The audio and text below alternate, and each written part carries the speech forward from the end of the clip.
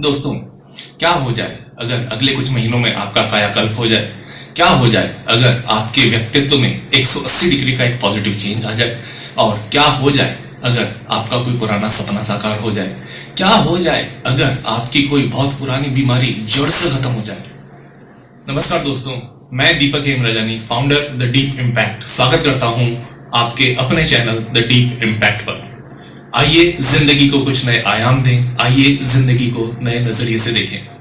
दोस्तों, जैसा कि आप सबको पता है कि लॉकडाउन एक्सटेंड हो चुका है और आगे भी पता नहीं कितने दिन तक ये स्थिति बनी रहेगी।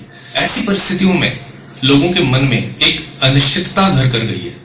Being a happiness coach, being a life coach, लोग मुझसे पूछते हैं मैसेंजर पर, फोन कॉल्स पर कि इन परिस्थितियों से कैसे निपटा जाए। जैसे मेरी नौकरी का क्या होगा, मेरे बिजनेस का क्या होगा, मेरे बच्चों की पढ़ाई का क्या होगा, अरे मेरे बैंक अकाउंट का क्या होगा, पैसे कहां से आएंगे, काम नहीं करूंगा तो पैसे कहां से आएंगे, हेल्थ का क्या होगा, और सबसे बड़ी बात कि मेरी खुशियों का क्या होगा। आज के इस वीडियो में हम लोग बात करेंगे लॉकडाउन के बाद की परिस्थितियों पर, कोरोना के बाद की परिस्थितियों पर। फ्रेंड्स, मुझे लगता है कि कोरोना के बाद की जो परिस्थितियां होंगी, लॉकडाउन के बाद की जो परिस्थितियां होंगी, उसमें हमारे इर्द गिर्द, हमारे आसपास सिर्फ दो तरीके के लोग रहेंगे। ध्यान से सुनिए, सिर्फ दो तरीके के लोग रहेंगे। एक तो वे जो टूट के बिखर जाएंगे और दूसरे वे जो जुट कर निखर जाएंगे। तो इस वीडियो को आप अंत तक देखिएगा और इस वीडियो में मैं आपको 8 प्रकार बताऊंगा, वो 8 पॉइंट्स बताऊंगा जिनको अगर आप अपने जीवन में अपनाते हैं तो आप भी निखरे हुए लोगों की श्रेणी में आ सकते हैं। आगे बढ़ने से पहले अगर आपने मेरे इस चैनल को अभी तक सब्सक्राइब नहीं किया है तो आपसे रिक्वेस्ट करता हूं कि आप प्लीज इसे सब्सक्राइब कीजिए और साथ वाले बेल आइकन को दबाना ना भूलें ताकि मेरे हर नए वीडियो की नोटिफिकेशंस आपको समय समय पर मिलती रहे। दोस्तों, तो आइए शुरू करते हैं आज का ये वीडियो। दोस्तों, मेरा हमेशा से मानना रहा है कि परिस्थिति कितनी भी विकट क्यों ना हो, समस्या चाहे कितनी भी विकराल क्यों ना हो, आपकी जिजीविषा के सामने हार जाती है, आपके लाइफ के पर्पस के सामने हार जाती है, आपकी दृढ़ इच्छा शक्ति के सामने हार जाती है, मात खा जाती है। देखिए, किसी भी प्रॉब्लम को सॉल्व करने से पहले, उस समस्या का हल निकालने से पहले हमें यह देखना होता है कि उस समस्या में, उस प्रॉब्लम में हमारे लिए अवसर कितने हैं, हमारे लिए अपॉर्चुनिटी कितनी है। मैं अपने जीवन के व्यक्तिगत अनुभवों के आधार पर यह बात मैं आपसे कह सकता हूं और इस बात की आपको गारंटी दे सकता हूं कि जिस दिन आपने किसी भी बड़ी से बड़ी समस्या के अंदर अपने लिए कोई उचित अवसर तलाश ली, अपने लिए नई अपॉर्चुनिटीज तलाश ली, उसी दिन, उसी वक्त, उसी समय वो समस्या आपके सामने धराशायी होकर बिखर जाती है। देखिए, एक बात तो निश्चित है कि कोरोना के बाद की सिचुएशन या लॉकडाउन के बाद की सिचुएशन लॉकडाउन से पहले की या कोरोना से पहले की सिचुएशन जैसी तो बिल्कुल भी नहीं रहने वाली है, क्योंकि इस बीमारी ने पूरे विश्व की अर्थव्यवस्था पर जो प्रभाव डाला है, पूरे वर्ल्ड की इकोनॉमी पर जो इन्होंने प्रभाव डाला है इस बीमारी ने, उसका इम्पैक्ट भारत की अर्थव्यवस्था पर तो पड़ना ही पड़ना है। मैं आपसे ये पूछना चाहता हूं कि क्या कोरोना या लॉकडाउन के बाद की जो सिचुएशन होंगी, जो बाद में आने वाले बदलाव होंगे, उन बदलावों के लिए आपने अपने आप को तैयार किया है? क्या आपने अपने आप को उसके अनुरूप ढालने के लिए अभी से आप कोई प्रयत्न कर रहे हैं? अगर नहीं तो यही वक्त है, यही समय है कि अभी भी आप सचेत हो जाइए और उन बदलावों को एक्सेप्ट करने के लिए आज से ही प्रयत्न करने शुरू कर दीजिए। अगर आपको निखरे हुए लोगों की श्रेणी में आना है, निखरे हुए लोगों की श्रेणी में अगर आपको आना है, बिखरे हुए लोगों की श्रेणी में नहीं आना है, तो आपको आने वाले बदलावों को एक्सेप्ट करने के लिए अभी से प्रयत्न करना होगा। आपको इस समस्या में अपने लिए एक नया अवसर तलाशना होगा। अगर आपने इस विकट परिस्थिति में अपने लिए वो सुअवसर तलाश लिया, अपने लिए वो अपॉर्चुनिटी तलाश ली जो आपका कायाकल्प कर सके, जो आपको 180 डिग्री का पॉजिटिव घुमाव दे सके और जो आपको अपने सपनों तक ले जाए, और अगर आपने ये ठान लिया कि अब चाहे जो हो जाए मैं इस अवसर को लपक के रहूंगा, मैं इस अवसर का भरपूर उपयोग करके रहूंगा, तो मान लीजिए दोस्तों कि आपको निखरे हुए लोगों की श्रेणी में पहुंचने से कोई भी नहीं रोक सकता, कोई भी नहीं, आप खुद भी नहीं। मगर जब आप बिखरे हुए लोगों की श्रेणी से निखरे हुए लोगों की श्रेणी तक का सफर तय कर रहे होंगे, तब आपके मस्तिष्क में एक प्रश्न बार बार आएगा कि क्या किसी भी समस्या में से, किसी भी प्रॉब्लम में से अपने लिए समुचित अवसर और नई अपॉर्चुनिटी को तलाशना क्या इतना ही आसान है? तो यहां मैं आपको एक कहानी सुनाता हूं कि किस तरह से बड़ी से बड़ी विकट परिस्थिति में भी आप अपने लिए लाइफ टाइम अपॉर्चुनिटीज ढूंढ सकते हैं, लाइफ टाइम अपॉर्चुनिटीज तलाश कर सकते हैं। जूते बनाने वाली एक कंपनी के यहाँ 2 सेल्समैन काम करते थे। कंपनी ने उन्हें कहा कि आपको एक गांव में एक सर्वे करना है कि वहां के लोगों की जरूरतें क्या क्या हैं, ताकि हम लोग वहां की जरूरतों के हिसाब से गांव वालों के लिए कुछ नए प्रोडक्ट्स बना सकें। मगर जैसे ही वे दोनों उस गांव में पहुंचे तो एक बड़ी विचित्र बात उन्होंने देखी। उन्होंने ये पाया कि वहां पर चाहे बच्चा हो, बूढ़ा हो, जवान हो, औरत हो, मर्द हो, कोई भी व्यक्ति हो, वहां पर जूते नहीं पहनता। सब लोग नंगे पैर घूमते थे, कोई जूते चप्पलों का उपयोग ही नहीं करता था। तो वहां पर जो पहला सेल्समैन था उसने तुरंत से एक रिपोर्ट बनाई। वो हताश हो गया और उसने तुरंत से एक रिपोर्ट बनाई और कंपनी को भेज दी कि यहां पर हमारा प्रोडक्ट नहीं चलेगा क्योंकि यहां पर डिमांड ही नहीं है। वहीं दूसरा जो सेल्समैन था उसने अपनी रिपोर्ट बनाने में कुछ वक्त लिया। उसने कुछ टाइम बाद अपनी रिपोर्ट बनाई और वो रिपोर्ट कंपनी को भेजी। और उस रिपोर्ट में क्या लिखा? फैंटास्टिक अपॉर्चुनिटी, हमारे प्रोडक्ट्स यहां पर खूब बिकेंगे क्योंकि यहां चारों तरफ डिमांड ही डिमांड है, क्योंकि यहां पर कोई जूते चप्पल पहनता ही नहीं, लोगों को इसके बारे में कुछ पता ही नहीं है, तो हम लोग यहां पर अपने प्रोडक्ट बहुत अच्छी तरह से बेच सकते हैं। फिर उसने क्या किया?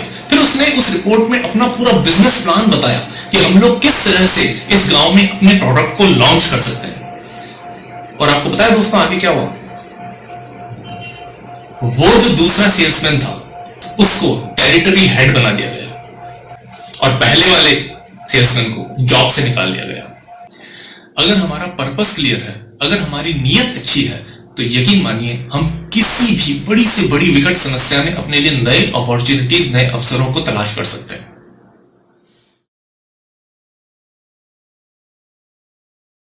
फ्रेंड्स, अब मैं आपको बताने जा रहा हूं वो 8 पॉइंट्स जिन पे अगर आपने अमल कर लिया, जिनको अगर आपने अपने जीवन में अंगीकार कर लिया, तो आप यकीन मानिए कि निखरे हुए लोगों की श्रेणी में आ जाएंगे। सबसे पहला पॉइंट है एक्सेप्ट द प्रॉब्लम।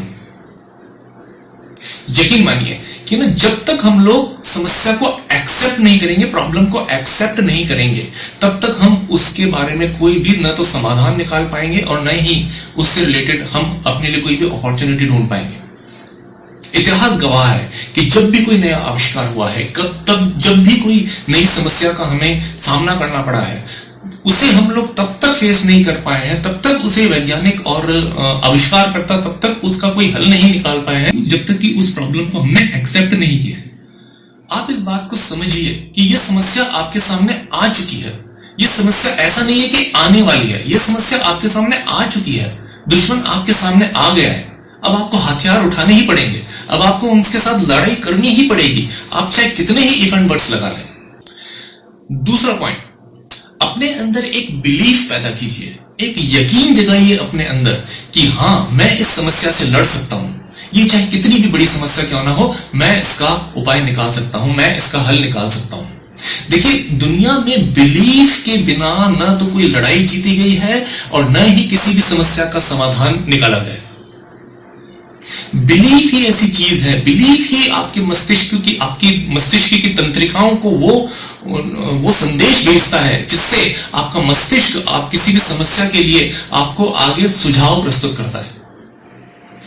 दुनिया ऐसे एग्जाम्पल्स से भरी पड़ी है, ये जग ऐसे उदाहरणों से अटा पड़ा है जहां पर किसी व्यक्ति के विश्वास ने, एक बिलीफ ने अभूतपूर्व चमत्कार किए हैं, अभूतपूर्व चमत्कार किए। एल्बर्ट आइंस्टाइन जब वे स्कूल में थे, जब वे छोटे बालक थे, तब उनके प्रिंसिपल ने उनके हाथों में एक पत्र थमाया और कहा कि अपनी मां को दे। जब उन्होंने मां के हाथ में वो पत्र रखा और मां ने बच्चे के सामने उस पत्र को पढ़ा कि आपका पुत्र विलक्षण प्रतिभा का धनी है, इसमें अभूतपूर्व प्रतिभा है, इसमें प्रतिभा कूट कूट कर भरी हुई है, हम ऐसे प्रतिभाशाली बालक को अपने स्कूल में पढ़ा नहीं सकते, हमारे जो शिक्षक हैं, हमारा जो स्टाफ है, वो इस काबिल नहीं है कि हम इतने विलक्षण प्रतिभा के धनी बच्चे को पढ़ा सकें, तो हम आपसे गुजारिश करते हैं कि आप इस बच्चे को किसी अच्छी यूनिवर्सिटी में, किसी अच्छे स्कूल में इसका दाखिला कराएं। मां ने नन्हे बालक से कहा कि बेटा आज से मैं ही तुझे पढ़ाऊंगी, और मां ने उसे पढ़ाना शुरू किया। इस बात को काफी अरसा बीत चुका था। उनकी मां अब इस दुनिया में नहीं थी। अल्बर्ट आइंस्टाइन साहब एक बड़े वैज्ञानिक हुए। एक बार जब वे अपने स्टोर रूम में कुछ पुरानी चीजों को ढूंढ रहे थे, तो उन्हें वही पुराना पत्र जो कि प्रिंसिपल ने अपनी मां के लिए लिखा था वो मिला, और उन्होंने जब उसे खोलकर पढ़ा तो वे जोर जोर से रोने लगे, फूट फूट कर रोने लगे। उसमें लिखा था कि आपका बच्चा, आपका बेटा मंद बुद्धि है।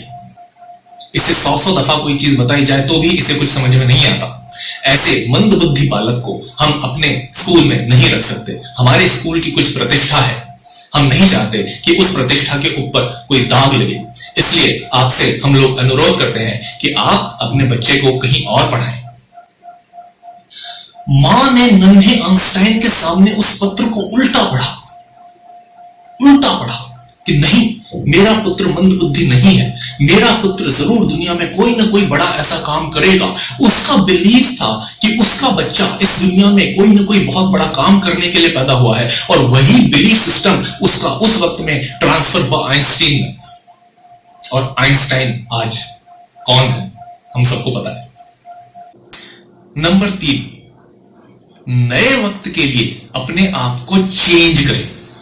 देखिए, निखरे हुए लोगों की एक और खासियत क्या होती है कि वो समय के अनुसार अपने आप को चेंज कर लेते हैं, और किस खूबसूरती से करते हैं अपने आप को चेंज। वो जिन चीजों को चेंज कर सकते हैं उन पर फोकस करते हैं और उन चीजों को चेंज कर देते हैं, और जिन चीजों को वो चेंज नहीं कर सकते उस पर वो ध्यान ही नहीं देते। नंबर 4, अपनी कमजोरियों को दूर करने के लिए नई नई स्किल्स सीखिए। इस वक्त में आप नई स्किल्स सीखने के ऊपर अपने टाइम को लगाएं। जो निखरे हुए लोग होते हैं उनकी सबसे एक बड़ी खासियत यह भी होती है कि वो लोग अपनी कमजोरियों को पार पाना जानते हैं, और उनके लिए वो नई नई स्किल्स सीखते हैं। अगर हम अपनी कमजोरियों को पार पाने के लिए कोई स्किल सीखते हैं, जिसे हम जनरली कोपिंग स्किल्स भी कहते हैं, अगर कोई ऐसी सिचुएशन आ जाए, अगर ऐसी सिचुएशन सामने आ जाए जैसे कि अभी सिचुएशन है, हम लोग उससे किस तरह से लड़ेंगे। हमने एक्सेप्ट तो कर लिया, हमारे अंदर बिलीफ भी है, लेकिन उसमें लड़ने के लिए हमारे क्या क्या हथियार होंगे। तो हम लोग नई नई चीजों को, नई नई स्किल्स को अपनाएं। वो देखिए, जब भी कोई नई समस्या आती है, नई मुसीबत कोई भी सामने आती है, कोई नई प्रॉब्लम आती है, तो वो अपने साथ एक परेशानियों का समूह लेकर आती है। वो एक ऐसी डिफिकल्टीज हमारे सामने लेकर आती है जिसके कि हम आदी नहीं होते। तो अगर हमको पता है कि हमें नई कोई प्रॉब्लम हमें सॉल्व करनी है, तो उसके लिए किन किन कोपिंग स्किल्स की जरूरत होगी, हम उन कोपिंग स्किल्स को सीखें। Number 5, work on your dreams, work on your purpose. दुनिया में जितने भी बड़े लोग हुए हैं, अगर मैं बात करूं निखरे हुए लोगों की, जिस दुनिया में जितने भी निखरे हुए लोग हैं, जितने भी बड़े लोग हैं, उनकी लाइफ का कोई ना कोई पर्पस रहा है। आप उनकी जीवनियां पढ़कर देख लीजिए, इतिहास को खंगाल कर देख लीजिए। जितने भी बड़े कामयाब लोग हुए हैं, उनकी लाइफ का कोई ना कोई पर्पस रहा है, उनकी लाइफ में कोई ना कोई एक बहुत बड़ा सपना रहा है। आप भी अपनी लाइफ का एक बहुत बड़ा कोई सपना बनाइए, लाइफ का एक पर्पस तय कीजिए, और जब आपका वो पर्पस आपकी नजरों के सामने होता है, तो कोई भी समस्या, दुनिया की कोई बड़ी से बड़ी समस्या उस पर्पस के सामने छोटी हो जाती है। क्योंकि हमें पता है कि मुझे तो उस पर्पस तक पहुंचना ही है, उस लक्ष्य तक मुझे पहुंचना ही है। उस लक्ष्य तक अगर मुझे पहुंचने में कितनी भी प्रॉब्लम आए, मैं फेस करूंगा। मुझे अगर वहां तक जाना है तो जाना ही है, चाहे कुछ भी हो जाए, रास्ते में कितनी भी अड़चने आ जाए, मैं पार कर जाऊंगा। कोई नदी आती है, मैं कूद जाऊंगा। अगर मुझे तैरना नहीं आता है तो भी मैं कूद जाऊंगा। ये जज्बा, ये दृढ़ निश्चय अगर आपके मन में है, और वो पर्पस आपकी लाइफ में ये दृढ़ निश्चय लाता है, और जब से दृढ़ निश्चय और पर्पस आपकी लाइफ में आता है, तो कोई भी समस्या आपके सामने छोटी हो जाती है। Number 6, work on your health, because health is wealth. हमने ये कहावत तो बहुत सुनी है, लेकिन क्या कभी इस पर अमल किया है? हम जब अपने व्यस्त शेड्यूल में होते हैं, जब कोरोना से या लॉकडाउन से पहले की सिचुएशन में हम लोग अक्सर ही बोलते थे कि यार क्या करूं, टाइम नहीं मिलता, मैं एक्सरसाइज तो करना चाहता हूं लेकिन टाइम नहीं मिलता, मैं मॉर्निंग वॉक तो करना चाहता हूं लेकिन टाइम नहीं मिलता। आप सोचिए, आपके पास भी 24 घंटे हैं, और दुनिया में जो सफल इंसान होता है ना, उसके पास भी 24 घंटे होते हैं। वो जो सफल आदमी होता है वो मॉर्निंग वॉक के लिए भी टाइम निकाल लेता है, वो अपनी दूसरी एक्टिविटीज के लिए भी टाइम निकाल लेता है, वो अपनी हेल्थ के ऊपर भी टाइम निकाल लेता है, हर चीज के लिए टाइम निकाल लेता है। हम नहीं निकाल पाते, हम एक रोग से ग्रस्त हैं कि वक्त नहीं। तो आज इस कोरोना के टाइम में भगवान ने आपको वक्त ही वक्त दे दिया, तो उस वक्त का उपयोग कीजिए, यूज कीजिए। मैं ऐसे कई लोगों को जानता हूं, ऐसे कई लोगों से मेरा वास्ता पड़ा है जो कि एक कैंसर जैसी भयंकर बीमारी से 11 बार विजय प्राप्त कर चुके हैं। 11 times. Do you understand? 11 times. उन्होंने कभी यह बहाना नहीं बनाया कि मेरे पास हेल्थ के लिए वक्त नहीं है। तो जो निखरे हुए लोग होते हैं ना, जो निखरे हुए लोग होंगे वो अपनी हेल्थ के ऊपर भी ध्यान देंगे। हेल्थ। नंबर 7, अपने जो पुराने लक्ष्य हैं उनको रिव्यू कीजिए, उनके लिए नई योजनाएं बनाइए।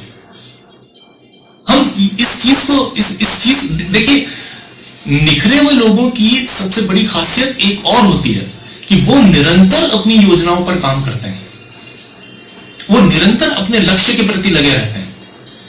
अगर उस लक्ष्य को प्राप्त करने के लिए एक योजना काम नहीं कर रही तो वो दूसरी योजना बनाते हैं, उस पर काम करते हैं। वो काम नहीं करती, तीसरी योजना बनाते हैं, उसके ऊपर काम करते हैं, वो फेल हो जाती है, चौथी योजना बनाते हैं, उसके ऊपर काम करते हैं, 5वीं, 6वीं, 7वीं, 8वीं, 9वीं, 10वीं, और जब तक कि उस लक्ष्य को प्राप्त नहीं कर लेते तब तक वो योजनाएं बनाते रहते हैं और उन योजनाओं पर अमल करते रहते हैं। तो आप भी अपने लक्ष्यों की पुनर्विवेचना कीजिए कि कहां कोई कमी रह गई है, उस कमी को सुधारिए, आगे बढ़िए। और number 8, be into action zone. आप हमेशा एक्शन जोन में रहिए।